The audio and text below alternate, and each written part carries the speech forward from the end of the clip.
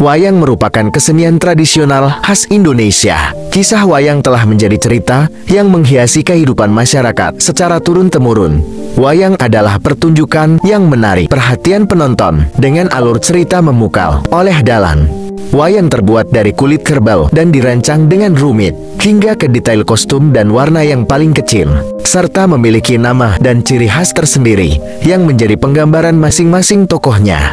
Untuk membantu penonton agar bisa membedakan antara karakter dalam pertunjukannya, dalang akan bercerita sembari menggerakkan wayang tersebut menggunakan gerakan tangan yang cekatan dan narasi yang disampaikan. Alur ceritanya berbeda-beda, namun biasanya akan menceritakan kisah raja, putri, raksasa, dan ksatria yang kebanyakan diadaptasi dari kisah Mahabharata dan Ramayana sebagai induk cerita. Dalam pertunjukan tradisional, biasanya menggunakan spray katun dan lampu minyak untuk menciptakan permainan cahaya.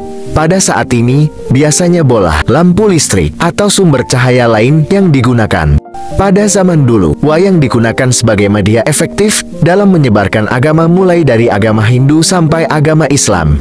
Fungsi asalnya wayang merupakan ritual yang ditujukan untuk roh leluhur bagi penganut kepercayaan Heian. Selanjutnya wayang mengalami pergeseran peran, yaitu sebagai media komunikasi sosial. Dalam lakon-lakon yang ditampilkan dalam pewayangan, biasanya menyimpan beberapa nilai, seperti pendidikan, kebudayaan, dan ajaran-ajaran dari filsafat Jawa. Namun peran ini lambat laun mengalami pergeseran, hingga wayang hanya sebatas hiburan atau tontonan. Pertunjukan wayang kulit klasik Jawa diketahui sudah berkembang sebelum abad ke-10. Istilah pewayangan berasal dari bahasa Indonesia yaitu bayangan. Wayang kulit dengan menggunakan figuri yang terbuat dari kulit kerbau dianggap sebagai bentuk wayang tertua yang berdiri sendiri. Referensi paling awal untuk wayang jenis itu berasal dari tahun 800-an. Namun sebenarnya banyak versi terkait sejarah wayang dan bagaimana wayang pertama kali menjadi tradisi pertunjukan di Indonesia. Perkembangan seni ini secara luas terjadi selama periode Hindu-Buddha, terutama antara tahun 800 dan tahun 1500-an. Menurut mitos, seorang pangeran bernama Aji Saka membawa aspek budaya India ke Jawa. Pertunjukan wayang dilakukan untuk merayakan kedatangannya di pulau itu. Aji Saka datang dengan membawa Hana Caraka, abjad Jawa Sanskerta, yang kemudian dia bagi menjadi 4 bagian, yang menyebar ke masing-masing dari 4 arah yang ada, dan dengan demikian mentransmisikan melek huruf dan kemakmuran ke seluruh daerah. Sehingga bahasa puitis yang digunakan oleh dalang dalam lagu dan narasi wayang sudah dicampur dengan kata-kata berbasis Sanskerta. Sementara itu, orang Bali percaya wayang diperkenalkan oleh pengungsi dari Majapahit, kerajaan Hindu-Buddha terakhir di Jawa, ketika jatuh sekitar tahun 1520. Sedangkan di Jawa, dalang mengatakan seni itu ditemukan oleh wali, 9 orang suci yang masuk Islam dan berasal dari Jawa. Salah satu cerita yang dituturkan dalang Sunda adalah Sunan Gunung Jati, seorang wali Cirebon, sedang berbincang dengan wali lain, yaitu Sunan Kalijaga, tentang bagaimana menarik orang untuk masuk Islam. Sunan Gunung Jati menggambar sosok wayang di tanah dengan tongkat. Sunan Kalijaga mengerti dan menciptakan wayang kulit pertama. Beliau mempersembahkan penampilan pertamanya di masjid setempat, dan untuk masuk, penonton harus membaca syahadat. Meskipun wayang mencakup cerita tradisional Jawa dan unsur-unsur Hindu, namun kebanyakan dalang adalah seorang Muslim. Dalang menganggap diri mereka sebagai keturunan literal atau spiritual para wali. Dalam perkembangannya, ada banyak jenis wayang yang populer dengan keunikannya tersendiri dan terus berkembang di masyarakat kita. Wayang Purwa dianggap sebagai gaya tertua dan gaya wayang paling populer yang banyak digunakan. Pegangan wayang utama yang secara tradisional terbuat dari tanduk kerbau berada di tengah dan memegang seluruh bagian wayang, mulai dari kaki, pinggang, dada, hingga kepala dan rambutnya. Istilah Purwa artinya mula-mula atau permulaan, yang diambil dari cerita yang bersumber dari kitab Ramayana dan Mahabharata. Wayang ini terdiri dari beberapa gaya atau gagrak, seperti Gadrak Kasunanan, Mangkunegaran, Ngayogyakarta, Banyumasan, Jawa Timuran, Kadu, Cirebon, dan sebagainya. Wayang Parwa. Wayang Parwa adalah wayang dari Bali, Wayang jenis ini biasanya dibawakan dengan menggunakan dancong, cahaya tertentu yang berasal dari perunggu yang diisi dengan lilin, minyak kelapa. Membawakan lakon-lakon yang bersumber dari wiracerita Mahabharata, yang juga dikenal sebagai Esta Dasaparwa. Wayang golek Betawi adalah gaya tertentu yang populer di kalangan masyarakat dan budaya Betawi yang berakar di Batavia atau Jakarta. Biasanya dilaksanakan dalam bentuk arena dengan pentas sejajar dengan penonton. Dalam setiap pertunjukan wayang kulit Betawi, ada 3 bahasa yang digunakan. Apabila ceritanya tentang orang-orang terhormat, digunakan bahasa Sunda atau Jawa. Tapi bila cerita orang biasa, seperti Gareng dan Petruk, dipakai bahasa Betawi. Wayang Sasak. Gaya wayang ini berasal dari Nusa Tenggara Barat di bagian timur Indonesia. Gaya wayang ini dikembangkan agar portaban bersama dengan alat musik yang disederhanakan. Cerita-cerita yang dibawakan oleh dalam tidak hanya membahas tentang kisah kerajaan masa lampau, tetapi juga menceritakan kondisi saat ini yang banyak dialami oleh para generasi muda, seperti sampah, polusi udara, pentingnya pendidikan, ataupun dampak pernikahan dini. Wayang Palemban. Gaya wayang ini populer di Palembang, bagian selatan Pulau Sumatera. Wayang jenis ini memiliki pilihan penggunaan warna yang berbeda dengan wayang yang dikembangkan di Jawa.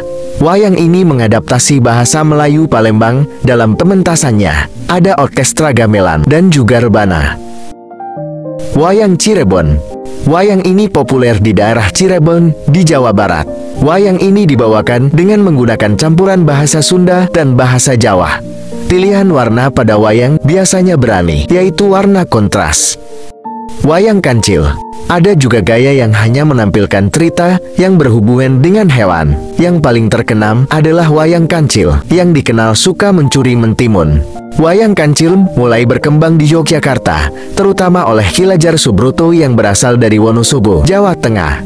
Pada abad ke-15, wayang kancil digunakan sebagai media untuk menyiarkan agama Islam di Pulau Jawa. Kancil mencuri karena hutan dirusak oleh masyarakat. Kancil terpaksa mencuri karena untuk mempertahankan hidupnya, dan masyarakat dilarang membunuh kancil. Kisah Kancil Mencuri Timun memberikan perspektif yang menonjolkan nilai-nilai kebaikan yang bersifat edukatif. Wayang Ukur. Gaya wayang ini dianggap sebagai wayang kontemporer. Gaya ini berkembang pada tahun 70-an. Gaya tersebut mendobrak standar tradisional pembuatan wayang. Wayang Ukur menawarkan standar pertunjukan yang lebih sederhana dengan memanfaatkan musik digital. Adapun bentuk dari wayang juga beragam bentuknya. Ada yang besar, kecil, ataupun bentuk lainnya, sehingga punya ciri khasnya tersendiri. Wayang Purwa bentuknya berbeda dengan tubuh manusia pada umumnya. Namun proporsi dari wayang ini seimbang karena diukir dengan sistem tertentu. Wayang Pedalangan merupakan wayang yang paling umum digunakan oleh masyarakat, seperti wayang Bima dengan tinggi 70,7 cm dan lebar 30,2 cm. Wayang Kaper merupakan wayang kulit dengan ukuran terkecil. Wayang ini biasanya digunakan untuk anak-anak yang memiliki bakat dalam bidang pewayangan atau pedalangan. Wayang Kidang Kencana merupakan jenis ukuran wayang kulit yang lebih besar dari jenis wayang Kaper. Tujuan dibuat wayang ini agar pada saat pertunjukan tidak terlalu berat. Wayang Madya diambil dari cerita Yudhoyono sampai Jaya Lengkara. Biasanya wayang ini tidak memakai sinar yang biasanya melambangkan kedudukan tiap raja yang berasal dari perhiasan yang dipakai di punggung. Wayang Klitik memiliki wujud pipih dan terbuat dari kayu. Namun lengan dan tangannya terbuat dari kulit sapi atau kerbau. Wayang ini biasanya dipakai untuk menceritakan tanah Jawa, khususnya kerajaan Majapahit dan Pajajaran. Wayang Beber merupakan wayang yang dilukis pada kain putih. Wayang ini biasanya terdiri dari 4 buah yang berisikan 16 adegan. Saat akan mempertunjukkan wayang beber, biasanya dalang merentangkan gambar wayang ini. Wayang Geduk berbentuk mirip dengan wayang Purwa, namun tidak menggunakan gelung supit kurang pada tokoh raja. Pada wayang jenis ini, semua kepala menggunakan kain yang disebut dengan udenggie. Wayang Golek terbuat dari kayu yang bentuknya bulat seperti boneka dan biasanya berpakaian jubah tanpa berkain panjang, memakai serban, sepatu, dan perlengkapan lainnya. Dalam wayang ada beberapa kategori cerita yang dimainkan dengan tokoh besarnya masing-masing.